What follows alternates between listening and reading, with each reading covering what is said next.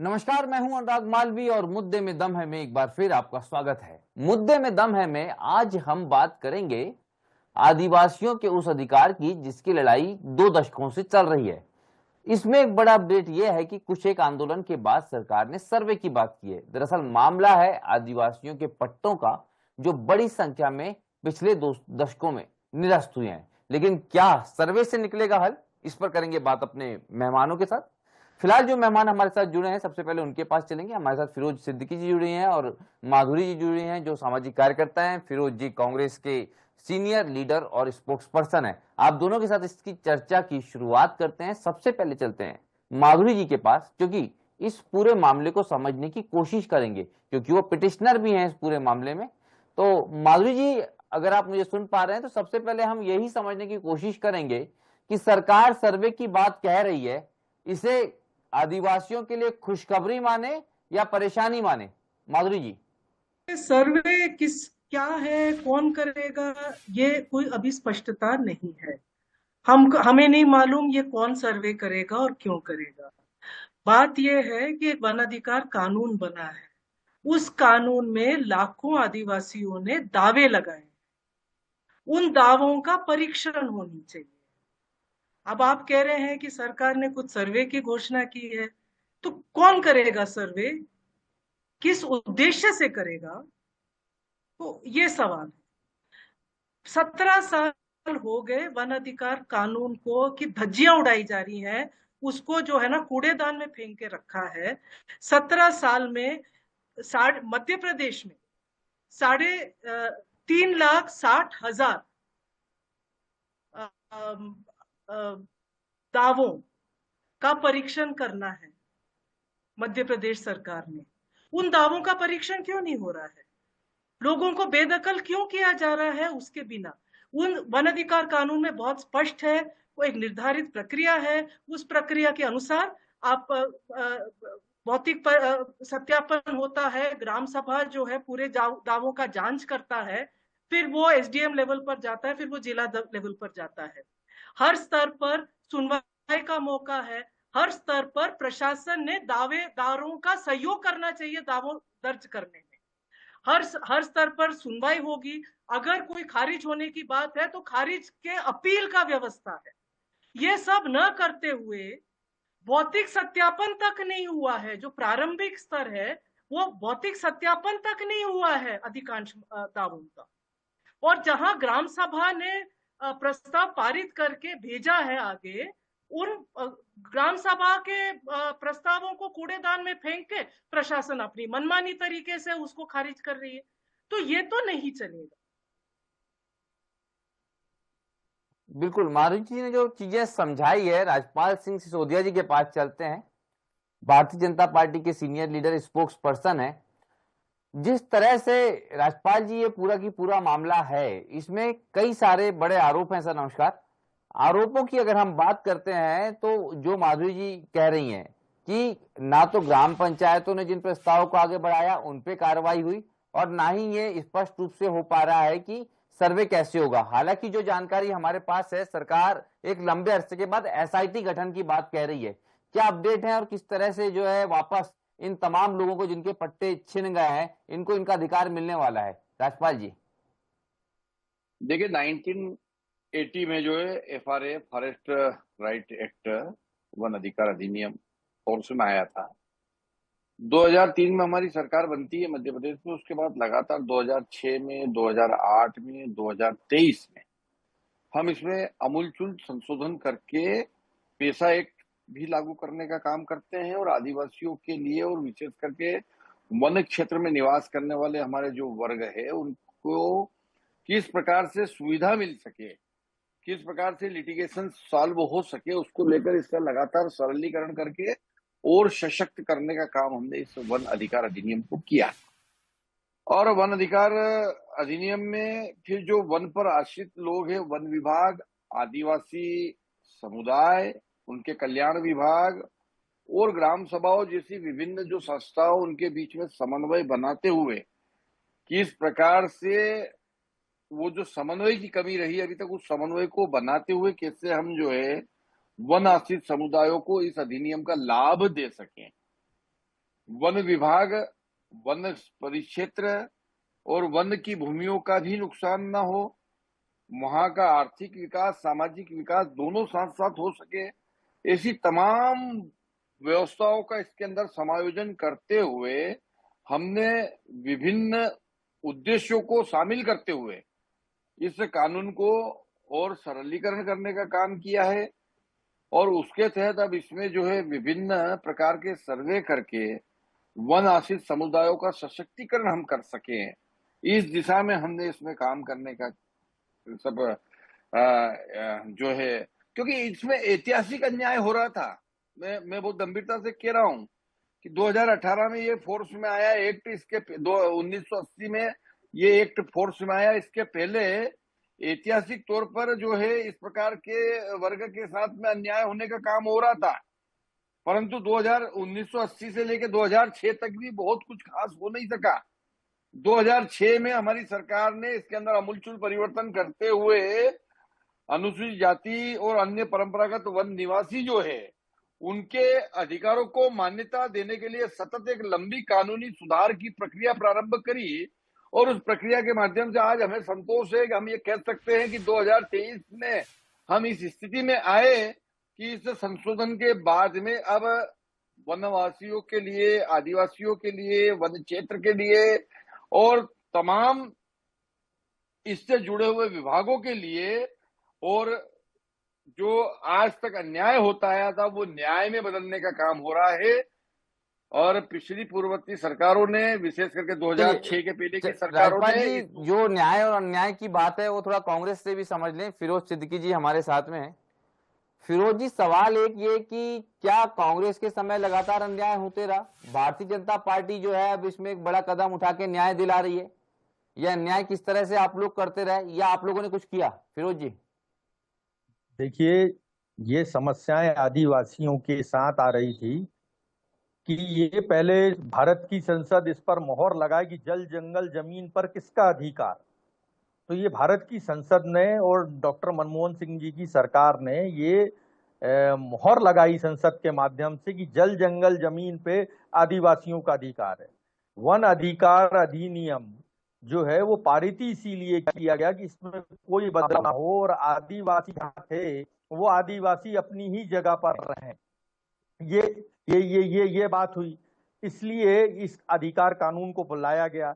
जो राजपाल भाई कह रहे हैं वो ऐसी बात कह रहे हैं कि 17 साल में 18 साल में वो इतना चल पाए हैं कि उनको न्याय देने की बात कर रहे हैं, एक SIT गठन की बात कर रहे हैं। 18 साल में एक पीढ़ी बदल जाती है। हमारा कहना यह है, जो उमंग सिंगार जी ने अपनी प्रेस कॉन्फ्रेंस में कहा कि धारा 7 में वन अधिकार अधिनियम के अंतर्गत ये लिखा है कि जो वन अधिकार समिति है वो उस प्रकरण की जांच करेगी और अगर वो बताएगी कि ये लोग जो हैं बरसों से ये यहाँ रह रहे हैं, इस जगह खेती कर रहे हैं, तो उसके निर्णय को मान्य करना है और उसके आधार पर पट्टा आवंटित कर देना है। लेकिन यहाँ वो नहीं हो रहा, यहाँ माफियागिरी हो रही है और जो बाहर के लोग आए हैं वो बाहर के लोग उन जमीनों पर कब्जा कर रहे हैं, जंगल काट रहे हैं। आदिवासी कभी जंगल नहीं काटता, वो जंगल काट के और उसके नीचे जो मैग्नीज, बॉक्साइट जो खनिज है उस खनिज को निकालने का काम किया जा रहा है और नाम आदिवासी का लगाया जा रहा है। यहाँ जो है सरकार उन कामों को, ये भारतीय जनता पार्टी की मिली भगत है। ये स्पष्ट दिखाई दे रहा है कि 17 साल में कि सेंट्रल एक्ट में स्टेट गवर्नमेंट कैसे परिवर्तन कर लेगी, मुझे तो ये बात ही नहीं समझ में आ रही। और ये परिवर्तन कर रहे हैं तो ये जनता के हक में परिवर्तन कर रहे हैं या अलग अलग परिवर्तन कर रहे हैं।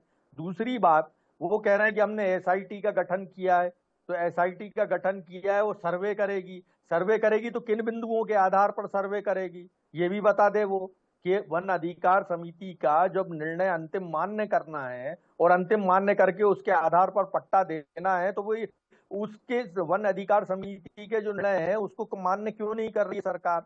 या सरकार ये भी तय करे कि ये जो आदिवासी भाई था जी, सबसे पहले मुझे लगता है यहाँ पर जरूरत मुझे महसूस हो रही है माधुरी बेन जी के पास वापस जाने की। माधुरी जी, एक तो पहले FRA को हम थोड़ा बेहतर तरीके से समझ ले, और क्या FRA जो है उसके बाद में वन अधिकार अधिनियम में इतनी स्पष्टताएं नहीं है कि सरकार को एक अलग से एसआईटी गठन की जरूरत पड़े, सर्वे कराने की जरूरत पड़े, या फिर इतना पेचीदा मामला क्यों हो गया, चाहे कांग्रेस की सरकार रही हो या भाजपा की सरकार रही हो, ये इतना मामला फंसा हुआ क्यों नजर आता है? और अब इस तरह से शुरुआत हो रही है सर्वे से, तो कहां पर ये चीजें फंस रही हैं? क्या तकनीकी रूप से वन अधिकार अधिनियम जो है उसमें कोई पेचीदगी है, कठिनाई है, या फिर ये जबरदस्ती लाई जा रही है? माधुरी जी। देखिए, सबसे पहले तो ये भाजपा के जो प्रवक्ता महोदय हैं, उनके बात से ही समझ में आता है कि कोई गंभीरता नहीं है। प्रवक्ता महोदय कह रहे हैं कि 1980 में कानून पास हुआ। कानून पास हुआ है 2006 में और 2008 में अमल में आया है। और हम पार्टियों के बहस में नहीं पड़ना चाह रहे, आपसी बहस में, लेकिन 2006-2008 से पूरी समय बीजेपी की ही सरकार रही है और इसमें कोई परिवर्तन नहीं हुआ है। वन अधिकार कानून में पिछले दिनों में कोई भी परिवर्तन नहीं हुआ है। परिवर्तन करना होगा तो संसद करेगा। तो जब प्रवक्ता भाजपा, जो सत्ता पक्ष के प्रवक्ता को यही नहीं मालूम कि ये कानून कब पास हुआ और ये भी नहीं मालूम कि इस कानून में लिखा क्या है, तो फिर हम इसके क्रियान्वयन के बारे में हम क्या उम्मीद करेंगे? ये बहुत ही शर्मनाक बात है। और इसमें जो सर्वे की जो कोई भी बात हो रही है जो हमने नहीं सुना, आप हमें जानकारी दे रहे हैं कि कोई सर्वे की जाएगी, तो सर्वे जरूर करें, हजारों सर्वे करें, लेकिन एक कानून है, उस कानून के नियम बने हैं, उस कानून में के कई प्रकार के मार्गदर्शिकाएं बनी है। हाल ही में मध्य प्रदेश सरकार ने ही मई के महीने में एक मार्गदर्शिका जारी की है, बहुत ही बेहतरीन मार्गदर्शिका है, जिसमें पूरे तमाम कैसे सर्वे हो, कैसे परीक्षण कैसे होना है दावों का, और दावेदारों के क्या अधिकार है, ग्राम सभा की क्या भूमिका है, प्रशासन की क्या भूमिका है, ये सभी उस मार्गदर्शिका में है। लेकिन सरकार ने मार्गदर्शिका जारी कर दी, लेकिन वो मार्गदर्शिका कोई पढ़ रहा है क्या? कानून कोई पढ़ रहा है क्या? ये भी बड़ा सवाल है माधुरी जी, इसीलिए मैं वापस आया हूं आपके पास। मैं पहले यही समझना चाहता हूं कि क्या सर्वे की जरूरत है या नहीं, और मार्गदर्शिका बोल क्या रही है, मार्गदर्शिका या ये कह लें कि कानून बोल क्या रहा है। क्योंकि हम देखते हैं आदिवासियों की जमीन पे बड़ी आसानी से बड़े बड़े लोगों के मकान बन गए हैं, रिजॉर्ट्स बन गए, वहां कानून आड़े नहीं आता, लेकिन जब पट्टे की बात आती है तो वहां इतना पेचीदा क्यों हो जाता है मामला? कहीं प्रशासनिक जो है या अधिकारी जो हैं वो कहीं परेशानियां तो नहीं खड़ी कर रहे हैं माधुरी जी? ये इसी साल मार्च 2025 में संसद में एक सवाल के उत्तर में सरकार ने जो जवाब दिया, उसमें कि पिछले 10 साल में ही, मात्र 10 साल में 95,000 एकड़ वन भूमि उद्योग के लिए, इधर कोई बांध के लिए, उद्योग के लिए, किसी भी तरह से हस्तांतरित किया गया है सिर्फ 10 साल में।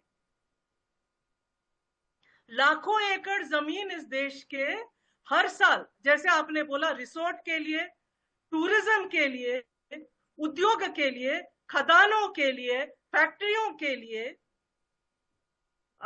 ये हस्तांतरित किए जा रहे हैं। लेकिन जब आदिवासी जब कहते हैं, आप मध्य प्रदेश में ही देखिए, मध्य प्रदेश में जो मात्र पुनासा बांध में, इंदिरा सागर बांध में 1 लाख एकड़ वन भूमि नष्ट हुआ है। खदानों की तो बात ही छोड़िए। तो हम ये कह रहे हैं कि जब ऐतिहासिक अन्याय, जैसे कानून में लिखा है कि अंग्रेज के जमाने से ऐतिहासिक अन्याय किया जा रहा है आदिवासियों के साथ, और उस ऐतिहासिक अन्याय को खत्म करने के लिए यह कानून आया, लेकिन वो अंग्रेज जमाना का ऐतिहासिक अन्याय आज भी पूरे जोर शोर के साथ चल रहा है जंगलों में। माधुरी जी वापस एक बार फिरोज जी के पास जाएंगे। फिरोज जी चलिए, आप 2006 से अब तक की बात कर रहे हैं। 2006 में भाजपा की सरकार ने लाया, एक जो महत्वपूर्ण बात मैं आपको याद दिला दूं, क्योंकि ये सियासी मसला नहीं है, लेकिन सवाल कांग्रेस पे भी क्यों नहीं उठेंगे। कांग्रेस को भले ही कम मौका मिला, लेकिन उस समय पे अगर इतने हित की बात थी तो तुरंत निर्णय कांग्रेस ने भी क्यों नहीं लिया फिरोज जी। देखिए 60,000 जो कमलनाथ उमंग सरकार के सिंगार जी ने खुद अपनी प्रेस कॉन्फ्रेंस में बताया, और वो वन मंत्री थे जब 60,000 प्रकरणों का जी। निराकरण किया उन्होंने। हम लोगों की सरकार ने 60,000 प्रकरणों का निराकरण किया और प्रकरण कम हुए। और ये जहां जहां भाजपा की सरकारें हैं वहां वहां ये स्थिति, और अब तो फॉरेस्ट एक्ट में भी परिवर्तन कर दिया कि जो वन्य भूमि है वो माइनिंग के लिए उपयोग की जा सकती है। सिर्फ अभी जो बची हुई है भूमि जो वाइल्ड लाइफ बोर्ड के पास है, जो हमारे जो नेशनल टाइगर रिजर्व है, उनमें आप हस्तक्षेप नहीं कर सकते। वरना हमारी सरकार का नियम तो ये था कि वन्य भूमि को आप जो है हस्तांतरित कर सकते हैं, लेकिन उसके बदले में आपको रेवेन्यू की भूमि देना पड़ेगी, यानी जंगल की भूमि जो है वो बराबर रहेगी। अभी जो प्रकरण है, जब स्पष्ट मार्गदर्शिका है उसमें वन अधिकार अधिनियम में कि धारा 7 में कि जो वन समिति है, हर ग्राम में वन समिति बनी हुई है, वन समिति अपना जो उसका निर्णय दे देगी कि ये व्यक्ति इतने लंबे समय से यहाँ रह रहा है, ये इस पर खेती कर रहा है। और तो आपको और जांचना है तो उसका वोटर लिस्ट देख लीजिए कि उसकी वोटर लिस्ट कब की कितनी पुरानी है, कोई राशन कार्ड देख लीजिए। फिरोज जी एक छोटा सा सवाल है मेरा कि सरकार ने एक इनिशिएटिव लिया सर्वे का, लेकिन मैं देख रहा हूं कि आप जिन उमंग सिंगार जी का नाम ले रहे हैं वो बार बार उस प्रोसेस पर भी सवाल उठ रहे हैं। कुछ प्रोसेस तो आगे बढ़ रही है ना, कम से कम उस पर क्यों सवाल उठा रही है कांग्रेस। देखिए हम इसलिए प्रोसेस पे सवाल उठा रहे हैं कि अभी तक ये जानकारी नहीं है ना, जैसा कि माधुरी बहन भी बता रही हैं कि भाई आप ये बताइए कि किन बिंदुओं पर आप जो है सर्वे करने जा रहे हैं। आदिवासी जिसके पास खुद का रहने का ढंग का ठिकाना नहीं है, टपरे में वो रहता है, आप उससे कागज मांग रहे हो 25 साल 40 साल पुराना, ये संभव कैसे है? मुझे बताइए ना, ये संभव कैसे है उसका। और इस फिरोज जी यही जवाब जरा राज्यपाल जी से ले लेते हैं। राज्यपाल जी, आदिवासियों से आप इतनी उम्मीद नहीं कर सकते जितनी लंबी प्रोसेस की बात हो रही है, क्योंकि मैं भी इस प्रोसेस को पढ़ रहा था। मार्गदर्शिका की तारीफ माधुरी जी जरूर कर रही हैं, लेकिन आदिवासी को तो कोई भी गुमराह कर देता है। पहली बात, बड़ी आसानी से बेचारा भोला भाला आदमी गुमराह हो जाता है। दूसरी बात, कागजों की बात करते हैं, कागजों की स्थिति को लेकर स्पष्टता कहीं पर नहीं है। तीसरी बड़ी बात, जो प्रोसेस है उसकी ट्रांसपेरेंसी नहीं है, क्योंकि सरकार ने घोषणा की, बकायदा अधिकृत रूप से बात आती है, जानकारी आती है, लेकिन प्रोसेस में एसआईटी के गठन में कौन कौन शामिल होगा, किस तरह का सर्वे होगा, ये चीजें भी तो जानकारी में आना चाहिए ना राज्यपाल जी। देखिए सबसे पहले तो मैं अपनी बात को वहां से शुरू करूंगा कि अभी बहुत आसानी से आरोप लगा दिया हमारी मालती बहन ने। वरिष्ठ है, मैं उनका सम्मान करता हूं, कि हमें कुछ आता नहीं है। वन संरक्षण अधिनियम 1980 में संशोधन होकर 2006 में वन अधिकार अधिनियम बना है। ये बात मैंने पहले भी बोली थी, अब भी बोल रहा हूं, और मुझे नहीं आता है तो आप देख लीजिएगा ये बात सही है कि नहीं है। रिकॉर्ड पे किताबों में लिखी हुई बात है, मेरे मन से नहीं। एक बात।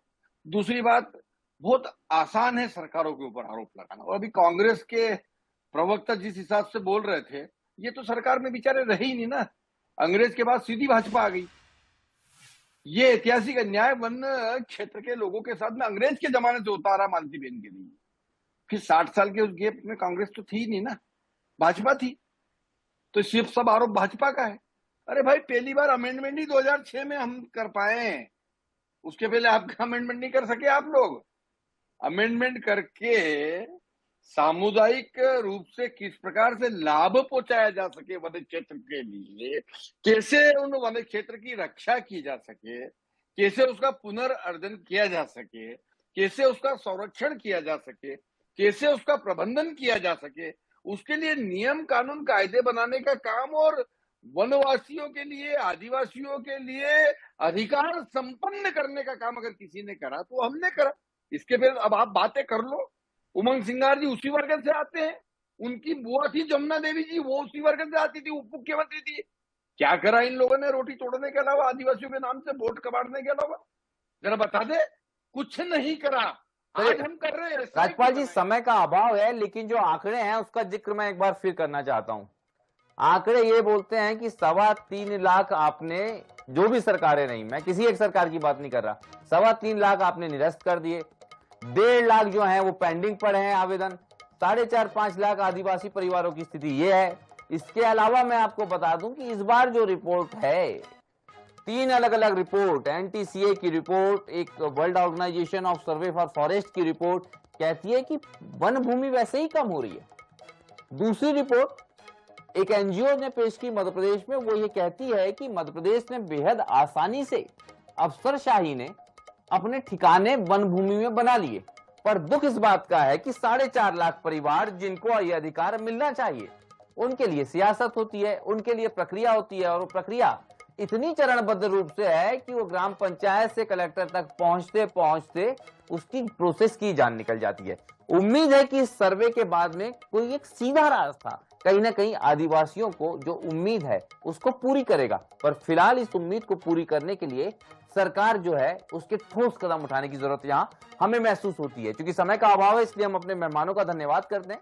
हमारे साथ फिरोज जी जुड़े, आपका धन्यवाद। माधुरी बहन जी, आपका धन्यवाद। और साथ में राजपाल सिंह सिसोदिया, आप तीनों मेहमानों का धन्यवाद। मुझे दीजिए इजाजत, नमस्कार।